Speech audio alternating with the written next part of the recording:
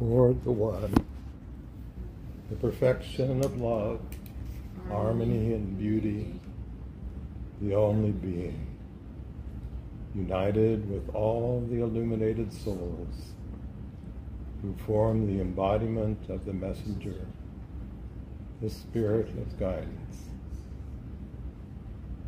Well, welcome to all of you who are here in person, and welcome to those who may be listening to this recording at a later time.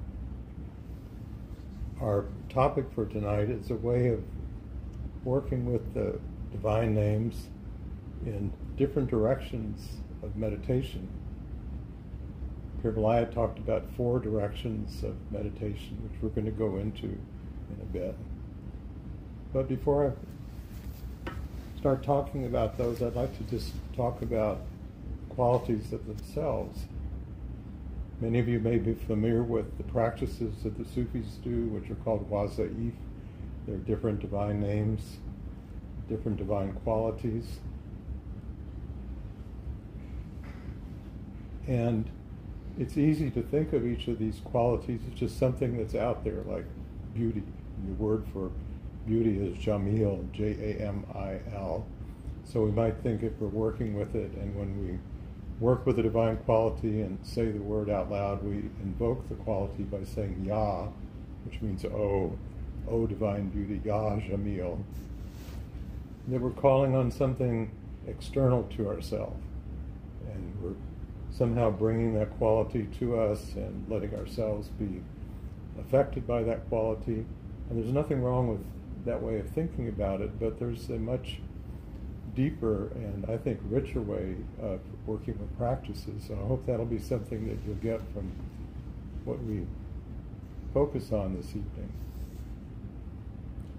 So instead of thinking of qualities as just something out there, terms that you could say adjectives that we have for God or the divine being, such as beauty, the ones that mean power, truth, light, love, and so on, descriptors. You say, well, God is the ultimate embodiment of beauty. God is the ultimate power, and so on.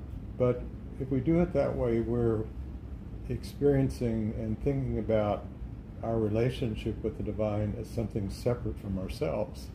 And this is what we could call a dualistic relationship. I'm here, whatever I think of as God, the one, the transcendent, is something other than me, and I'm trying to have a relationship with it. And we all have to have a starting point. So again, there's nothing wrong with that.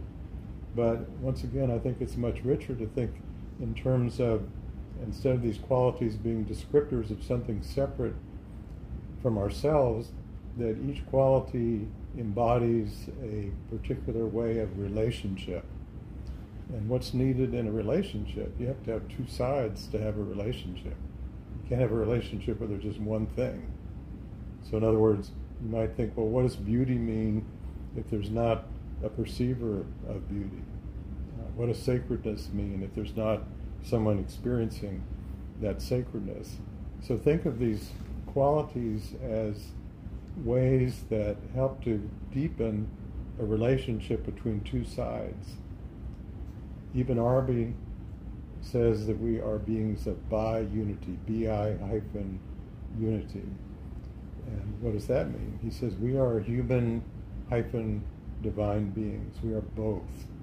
We are, the Pir Vilayat would talk about, we're like an infinite cone that's infinite at the top and converges to our manifest part, which is obviously finite, but we're the whole thing.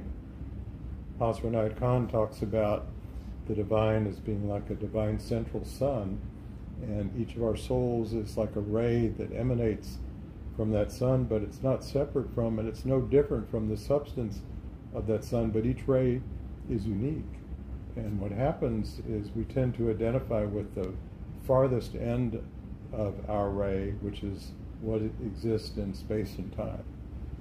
We exist with you listening to what I'm saying right now, and all the thoughts that go with that, and thoughts of the future, and the past, sensations of your body, and so on. But we don't normally think of ourselves as being the whole thing, because we can't encompass that with our usual way of thinking. So what are spiritual practices for? Well, they are to bring a transformation in what I like to call our frame of reference. Sometimes I call it our operating system.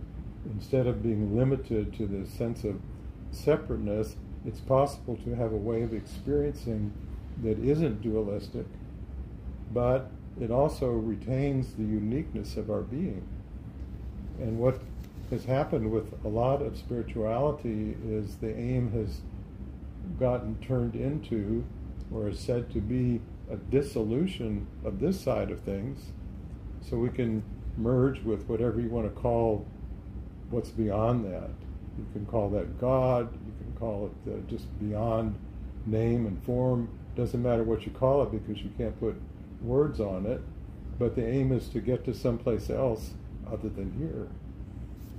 Well, the Sufis have a different take on this. They say that the purpose is awakening of divinity in life, in existence. And how does that take place? It can only take place through manifest beings, or anything in manifestation that has at least some degree of consciousness that can establish a relationship with the transcendent side of things. It takes both sides for that relationship to take place. Okay, so this is all a prelude to what I mentioned a while ago, Pir Vilayat talking about there's 4 directions, you could say, or dimensions of meditation. One, which is a very common one for many systems of spirituality, is the transcendent. It's arriving at a state of samadhi, it's called in yoga, where there's no longer any name, form, sense of individual identity. It's a very blissful state, but you can't be in that state and thinking about what you're experiencing, because by definition you're no longer in that state as soon as you do that. So it's paradoxical, but it's possible to do practices to arrive at that state, which is very wonderful, and when you come out of it, you have the after effects of it, which are very blissful and wonderful, and you have a kind of memory of what you were experiencing that you try to put into images, words, artistic creations, music, movement, if you're into dancing, whatever it might be. You try to find some way of expressing it. Poetry, which is what all these scriptures are about. They are attempts to give expression to something that can't be put into words, but they're pointers to an experience. So when we read a poem of Rumi or Hafiz and something really clicks in us, then it helps us to break through to a different way of experiencing, at least temporarily, and then we come back out of that. So that's one direction, transcendent. Another direction of meditation is what Pir Vilayat called turning within. And this is a state of being. David Bohm, if any of you are familiar with the physicist David Bohm, he talked about the implicate state, and he demonstrated you can have a spinning cylinder with water in it, and you can drop ink into it, and the ink is just all dissolved, but when you slow it down, then you can reclaim the separate colors of the ink. They're still there in the implicate state, but you can't perceive them until it comes out. So this turning within is arriving at a state where everything is interconnected with everything else and still retains its identity. Pir Vilayat would use an image of like lily pads in a pond, but if you go down under the water, the roots are all interconnected with each other. Or an aspen grove. It looks like all these separate trees, but it's really one root system under the ground, and sometimes an enormous one. So our usual perception, and that's a good example because we think of, well, we're this tree and we're that tree, but really we're a unity of all of it, but each part of that's got its own unique identity. So that's number 2, turning within. Number 3 is called the cosmic dimension. So I mentioned the state of samadhi before. Well, there's 2 major kinds of samadhi in yoga. One is, and you don't need to remember the terms, but I'll say them, nirvikalpa samadhi, which means without seed. So nirvikalpa samadhi is beyond the beyond, nothing remains, can't say anything about it, but you're in this infinite state of bliss. But then there's a state of samadhi called Savakalpa Samadhi, which is a cosmic state where you experience your unity with everything, but it's like an awareness of the whole universe, everything in it, on every level of existence, which you can imagine is pretty far out and wonderful. So that's cosmic dimension of meditation. And the one that's really emphasized by the Sufis is called awakening in life. So this is, the Sufis say, fulfilling the reason why creation took place in the first place. So the Sufis say that God was a hidden treasure, desiring to be known, desiring to love and be loved. So God brought about existence so this could take place. So God can only know, and this is anthropomorphizing, but we have to use language, God can only know him, herself, through what's gained by the experiences of beings in manifestation. Guess what? Every one of you is one of these beings in manifestation. So the divine being can only know of him, herself, through you, through your experiences in life. So something is accrued to the divine that can't take place from what we think of as the divine Zen. We have these, I think, old, outdated notions of God being this unchanging entity that is all-knowing, which means knows everything that ever was, will, or could ever be. But this is in contradiction with science. It's in contradiction with quantum physics, which says that there's uncertainty, there's probabilities of what's going to be, but there can never be a certainty about what's going to manifest because there's an effect of the observer on what's going to take place. So in this way of looking at existence, instead of just thinking that we evolve in our spiritual journey, might go, well, why would we want to pursue a path of spirituality? And you can fill in the blank. It might be, well, I want to become an illuminated being. Pretty good. I want to become enlightened like the Buddha. I want to achieve nirvana, and depending on what belief system you have, there's different terms. In Hinduism, moksha, mukti. In Christianity, it's salvation. I want to be saved. I want to go to heaven. In Buddhism, I want to achieve nirvana, beyond being and non-being, and so on.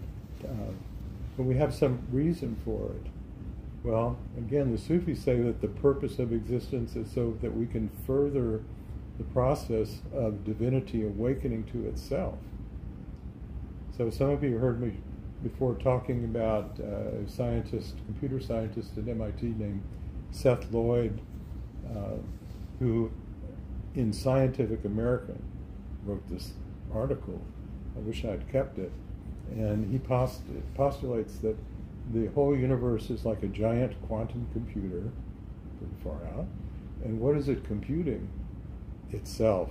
So basically he was saying in scientific terms, the whole universe is seeking to know itself. And built into existence is the principle of self-organization. Everything is moving towards organizing to a higher state of being. So that's where the currents are taking us. The currents are taking us towards awakening, and if we're conscious on this journey and we're doing practices and participating, then the ride is much, much smoother. But if we're not aware of what's going on, it's sort of like the leaf in a stream with a river with a very strong current. We just get buffeted around, but the current's still going to move us towards that aim, but it may not be the smoothest way to get there. So again, I realize I'm throwing in many terms, and some of you are new who are listening to this, and don't worry about trying to get all of these, just take in what makes sense to you. But one basic principle, two terms, fana, which means breaking down of the old. The old definition was annihilation, but we don't like that one too much. And the other one is baka, B-A-Q-A, which means rebirth, resurrection, moving towards a higher state of being. So our growth in life, and we can all look at our own lives, is not linear. We can look at major transition points in our life that may have been because of wonderful things, may have been because of terrible things, may have been a loss, an illness, a tragedy, may have been breakthroughs, incredible experiences, joyful, whatever, but experiences after which we weren't the same person anymore. We got, after an in-between period of time, to a different place where now we could relate to things in a much better way than we were able to before. So that's the nature of reality. So, coming back tonight to tonight's topic, working with divine qualities or spiritual practices in these 4 directions of meditation. Well, what's a prelude to doing this? Well, if we think we're going to be able to do this by just bringing, Pir Vilayat like to use the term schlepping. If we think we're going to schlep our usual sense of self and just sprinkle in some practices and we're going to get to a different state, forget about it. It's not going to work. We're fooling ourselves. But if we realize that in order to have breakthroughs in meditation, in our spiritual journey, we have to go through these mini phenas, these mini experiences of letting go of the old, so there can be an in-between state of formation of something new that's not predetermined. And in that middle state, we can't be aware or know what's going to come from it, because if we were, we'd be closing the door on what could happen, because we'd be just prefiguring it.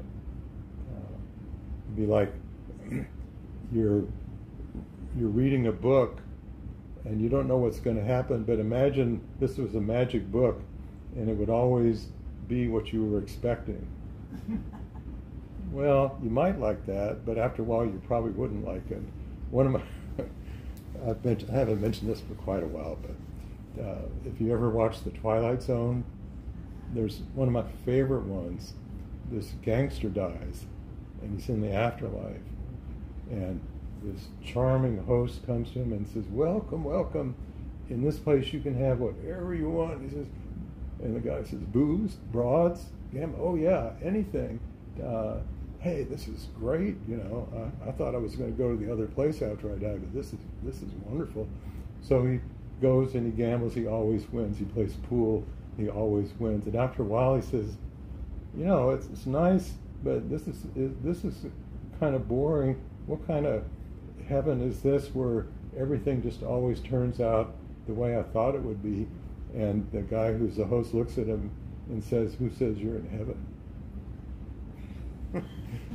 So, wait, be careful what you ask for.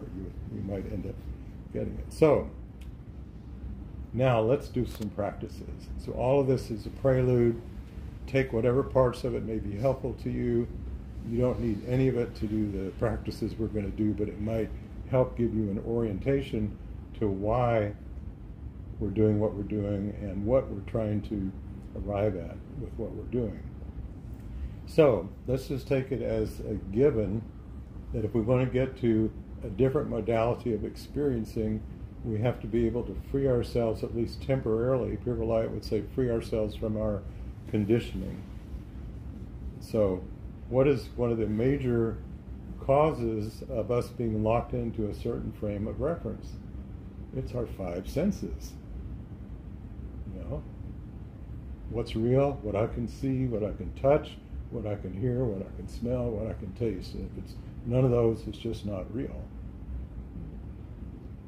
We probably believe that in a way, even if we don't think about believing that. We believe what is tangible. But there's many things that are not tangible and can't be gotten at in that way. So we can do this practice, which we're going to just kind of get our toe in the water tonight, but you can work with this on your own. So I want to read a little bit from Pir Zia, because he gave some pointers about ways to at least temporarily free ourselves from the input of the senses. And he says we want to learn how to experience each of the senses and then suspend each one. The gist is to affirm something and then suspend it. to get to that suspension, you've got to effectively affirm it in the first place. To get beyond the senses, it doesn't work so well just to close your eyes and say, now I'm not going to sense anything. The way is that you fully enact each sense and then relax it. So, let's try this. So close your eyes, and we can work with senses, even vision, with our eyes closed. So, but we'll start with some more basic senses. So imagine now just the sense of touch, and you can experience that sense sitting where you are, whatever you're feeling, parts of your body in contact with each other parts, your feet on the floor, your chair on a seat. If you're in a room where the air is circulating with air conditioning or a fan, you can feel the air blowing on you. So become aware of the tactile input and honor that input. But then just put forth an attention that you want to, for the time being, just let go of awareness of tactile input. It's not important for right now.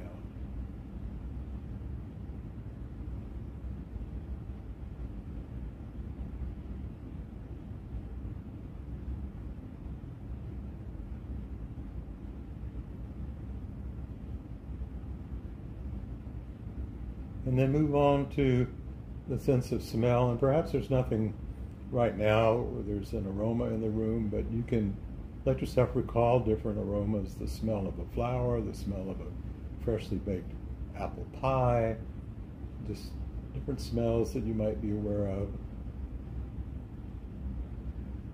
And then gently release awareness of the sense of smell and any input that comes through that sense.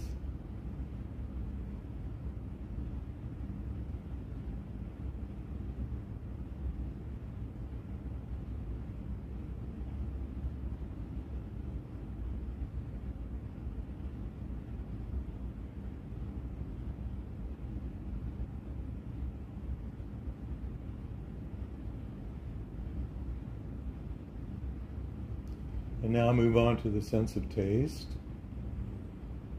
And even the taste that you can experience within your own mouth. Subtle taste. Your tongue against your gums or teeth. And even the recollection of tastes of food.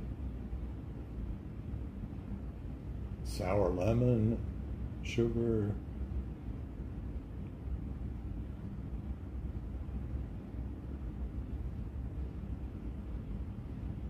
And then release for the time being awareness of input from taste.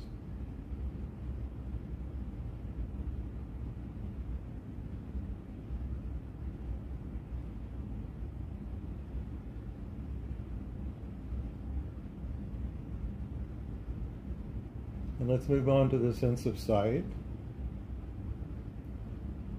And there's so much input that comes in constantly when we have our eyes open. And even when our eyes are closed, imagine the images that come to mind.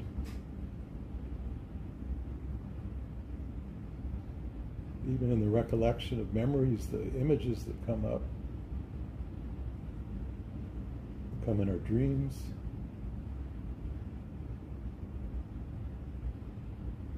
So let yourself just relax from attending to any input from sight.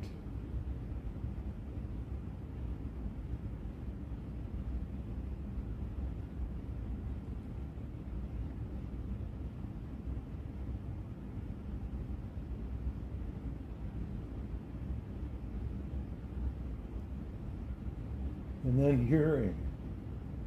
Now for this one, we want to let go of the input from hearing, but since I'm guiding you through this, so the only part of the hearing you'll keep is the instructions I'll be giving you. But anything else from hearing, and when you do this on your own, you can just let go of all of it. Anything that comes in auditorily.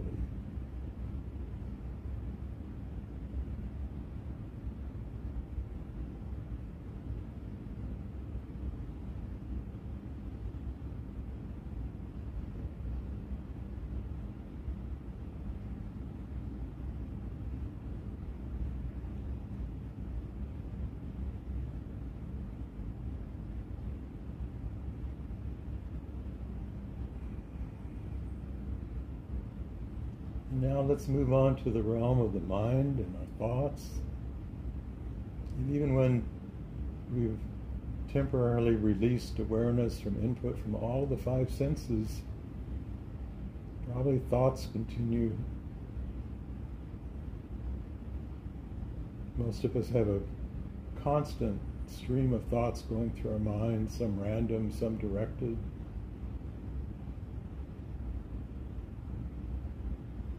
So just for now, just release your hold on these thoughts. And if they arise, just don't attend to them. Just let them go. It would be like paying attention to the blue sky, even though there might be clouds drifting by. You're just paying attention to the background behind verbal thoughts.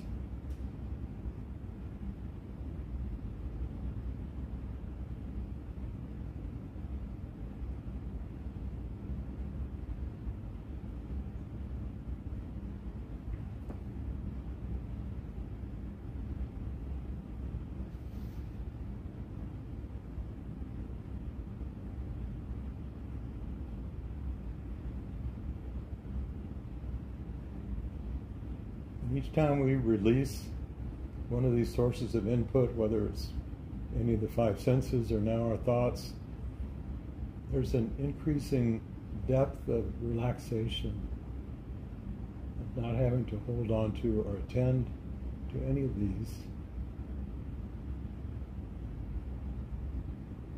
And we can be very relaxed and at the same time completely aware.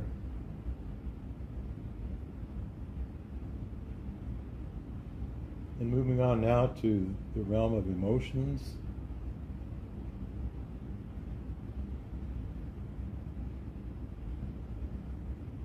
Which can easily take center stage in our awareness, but for now, any emotions that may be stirring,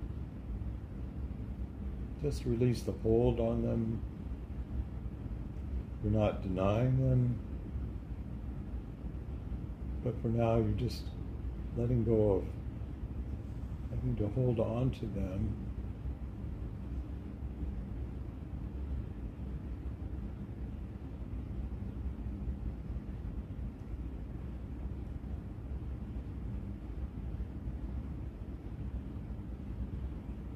And then, probably the most challenging one is, for the time being, letting go of our hold on our sense of identity as a separate individual. Now, to clarify this doesn't mean that the outcome and the purpose of these practices that we're doing is just to turn into nothingness. It's the opposite of that. What we're doing is just making available a new, like a blank slate, so to speak, on which further openings and breakthroughs can take place. It would be like clearing out the cache on our computer.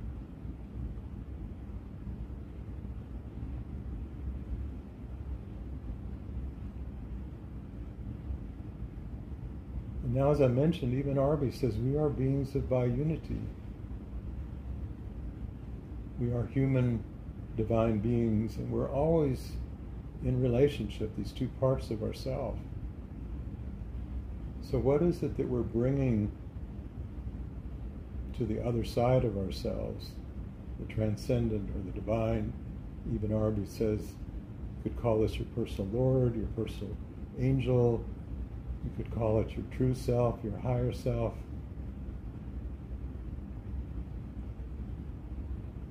Well, what we're bringing is a gift to that transcendent aspect of our being, and it's all the wisdom that's been accrued through all of our experiences to date in life.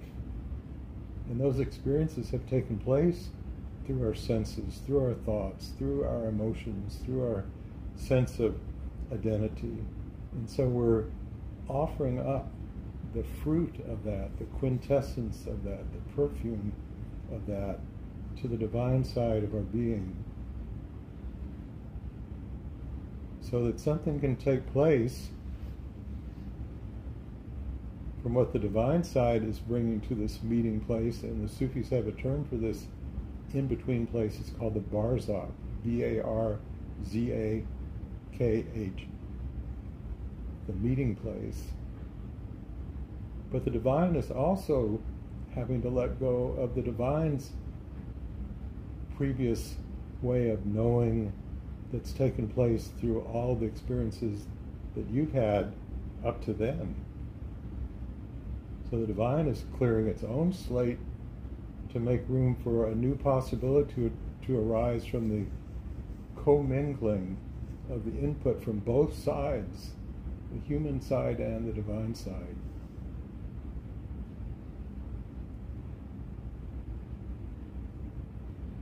And now we can discover that this interplay, this in-between state, can take place in any of these four directions that I mentioned. Transcendent, the turning within, the cosmic, the awakening in life.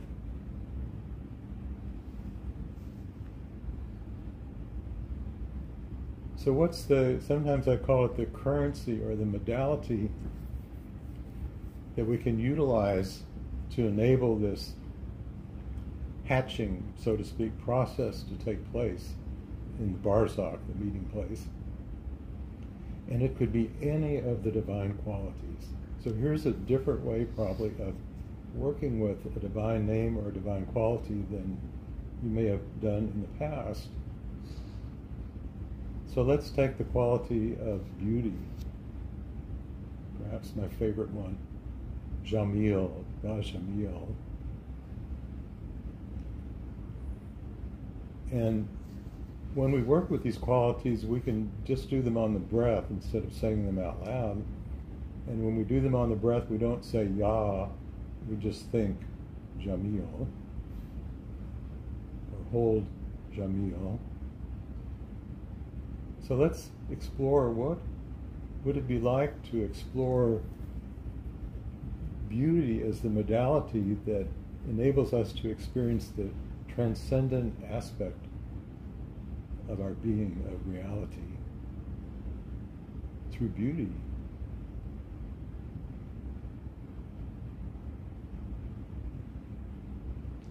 So each time you inhale now, just think Jamil, divine beauty. And now we've released the input of the senses, we've released being attached to thoughts, emotions, a separate sense of identity. We've offered up the essence of what's been gained from all of our experiences, and now we're offering that up in the transcendent dimension. But we're riding, so to speak, the current of beauty that's drawing us to an experience that is beyond any image, any words, any thoughts, any emotions, although the after effects of this experience are conveyed through all or any of these. So just feel that you're riding a current of Jamil, of divine beauty, carrying you into a transcendent aspect of your being, beyond name, beyond form, but it'd be like something is beckoning you beyond anything that you can perceive or even conceive of. But you feel a pull towards beauty being expressed in a way beyond anything you've ever known. So just put forth that intention and then let it go, and we'll just hang out here for a while. And you can continue holding Jamil on the in-breath if you like.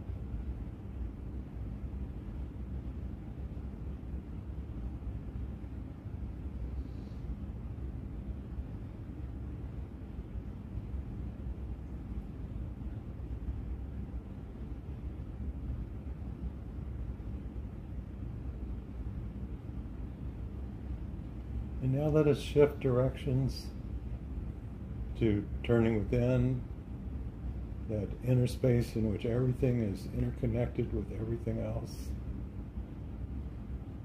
You could say everything's entangled with everything else.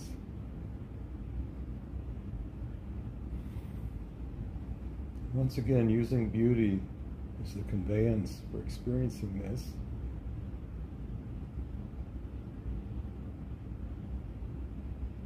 And now let us open to an experience of beauty that we can feel is latent in everything.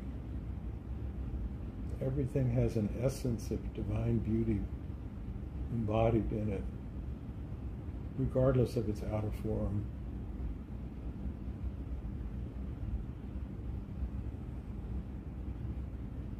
Everything is part of, you could say, the organism of the divine being awakening through the embodiment of beauty in everything in existence.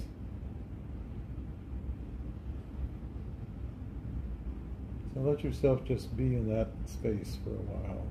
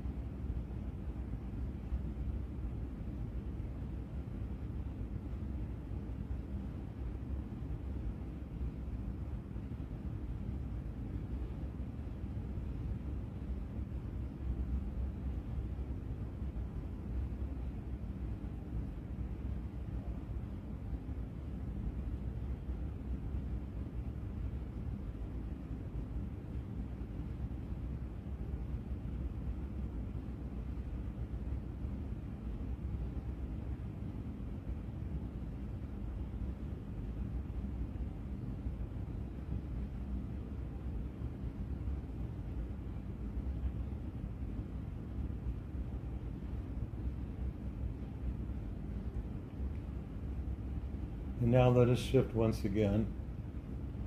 And when you work with these practices on your own, you can spend as long as you like in any one of these different directions. So let's move to the cosmic direction. And once again, hold Jamil on the breath. This time, hold Jamil on the out breath. And allow yourself to experience the manifestation of beauty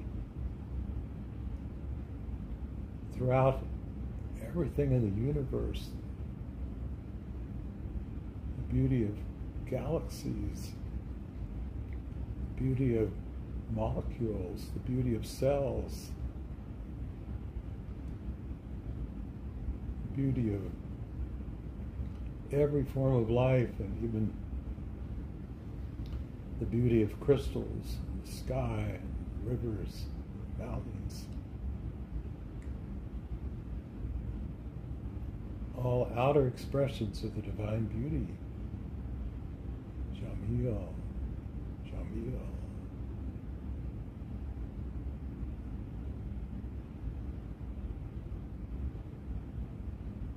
It's like the divine is announcing itself through everything that you experience.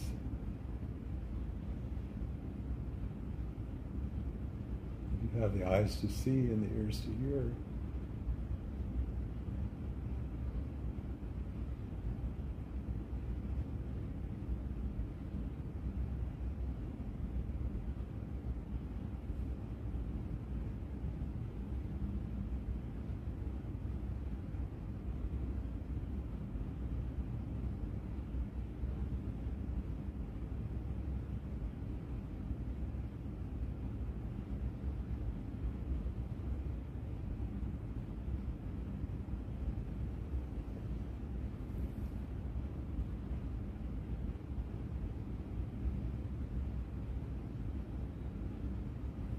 And now let us move to the fourth direction, awakening in life.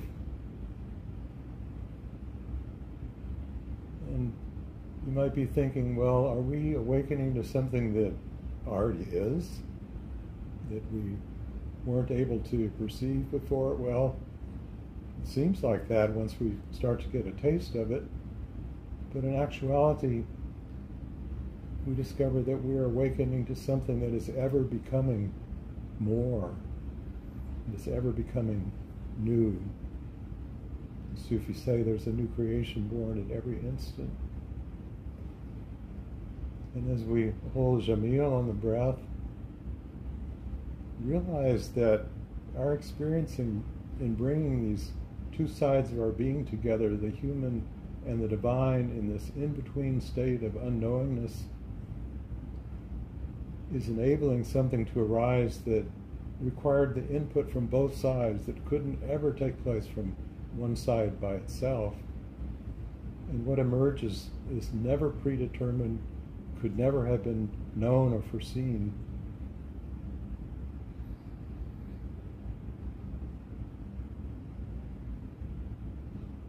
We've enabled new possibilities by our very way of being, and even by our very way of relating through this quality that we're working with. Amazing. By working with beauty, we're transforming beauty itself, as beauty is transforming us, as beauty is transforming everything that we experience.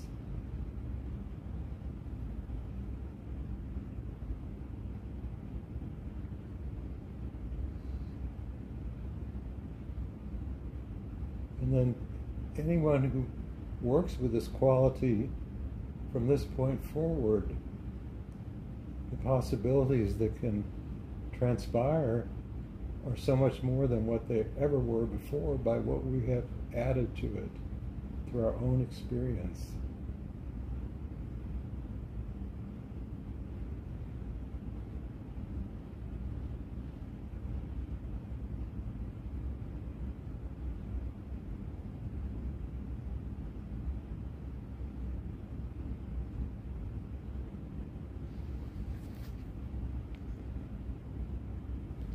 I'd like to read you some quotes.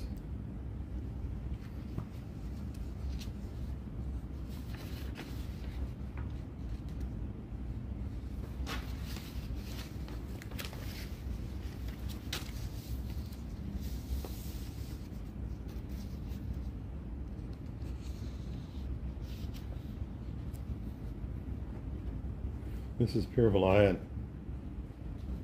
He's talking about a stage in our inner journey as one in which we are gaining insight into the cosmic matrix of our being without losing its individual core. The journey avers itself to progress from our individuality to our cosmic dimension.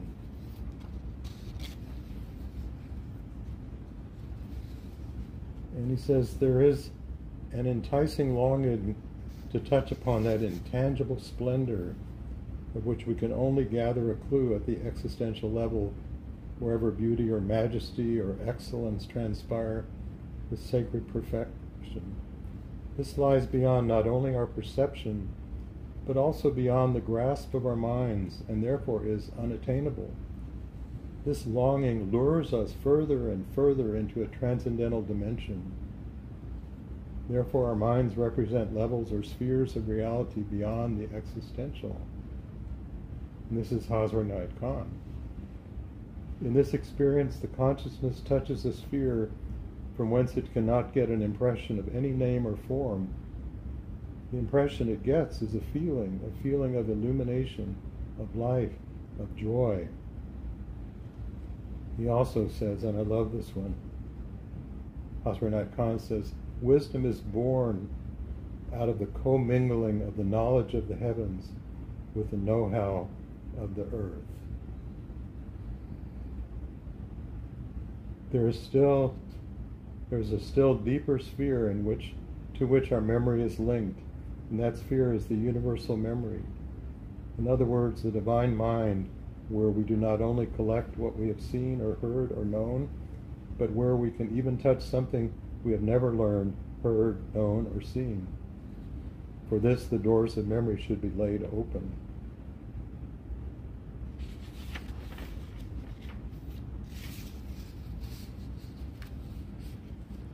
This is Pir Vilayat. The difference between our latent qualities lying within, ready to be unfurled, given favorable conditions, and the unlimited all possibilities inherent in what we might call the software of the existential reality could be illustrated by the difference between the continual recycling of the seed through the plant as compared with its mutation. Such is genuine creativity. It is unpredictable and hence involves levels of reality beyond the known. We find evidence, the pull of a future that is exploratory rather than the push of the past.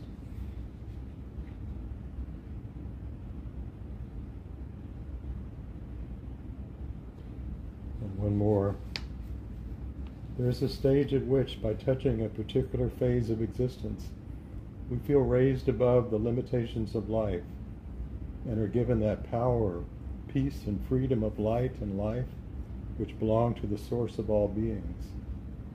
In that moment of supreme exaltation, we are not only united with the source of all beings, but dissolved in it, for the source is in ourselves.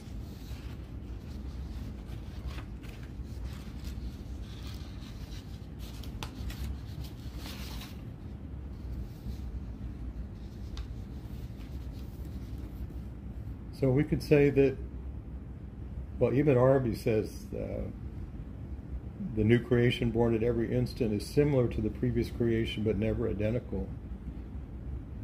So we can say that we can live in a never-ending state of resurrection and blossoming into new possibilities, becoming sowers of seeds of beauty in each of the four directions Pir Vilayat described. The quality of beauty itself also undergoes a continual state of transformation, enabling new hidden treasures to be revealed, not just to manifest beings, but to the divine as well. Amen.